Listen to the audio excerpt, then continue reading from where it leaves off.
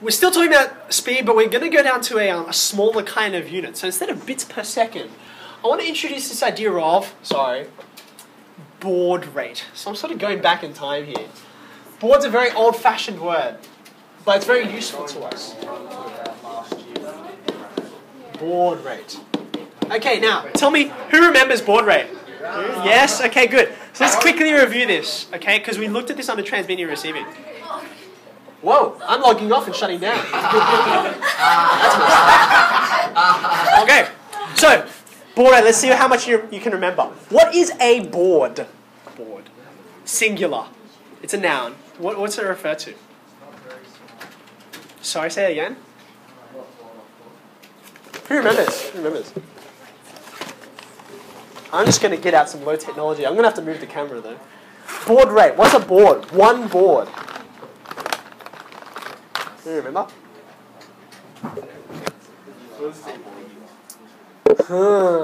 Okay. Elaine, would you turn this around? I'm just going to get it over here. Okay. It probably will not be fast enough for me. Okay, one baud. It was about signal events. Do you remember that?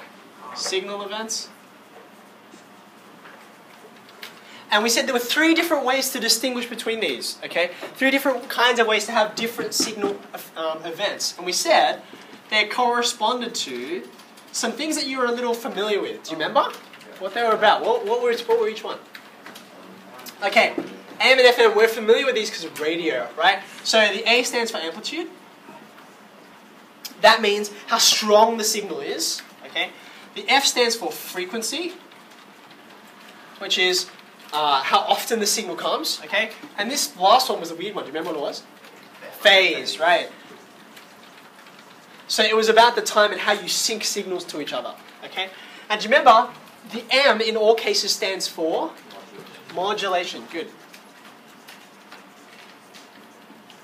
Okay, now, what does this all have to do with all of these bits and that kind of thing per second, okay? How do baud relate to bits per second? Well, it depends on how many different kind of variations you've got, right? So for instance, suppose you have a transmitting device or a receiving device that can handle 4 different kinds of amplitude, okay? 1, 2, 3, and 4, okay, in terms of the volume of the signal, okay? How many bits per second could you send if you had this number of different variations, okay, and you had one baud per second, 4 different variations? How many bits could you send? Think carefully. Think carefully. 4.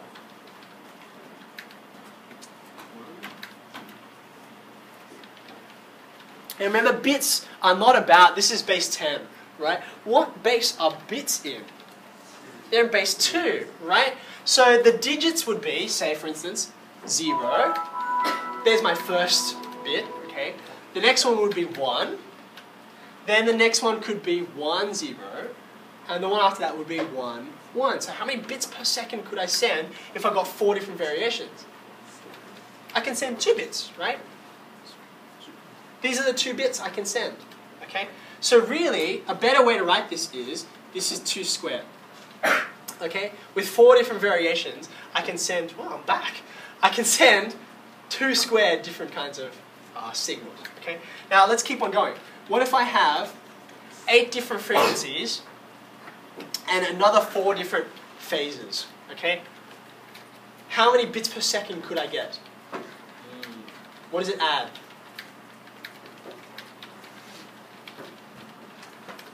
What's this a power of? This is 2 to the power of 3.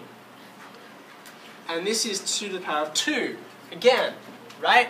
So for every one of these 2 bits, I've got 3 more kinds of variations on it, right? Does that make sense? 2, 3, what about this one? Do you remember your index laws? I know this is not a maths classroom, but when you multiply these together, you add their indices, right? 2, 5, 7. Okay? So the thing you want to pay attention to is the index, right? So I'm trying to connect what you learnt last year about these different ways to send signals with this speed measurement, bits per second. Okay?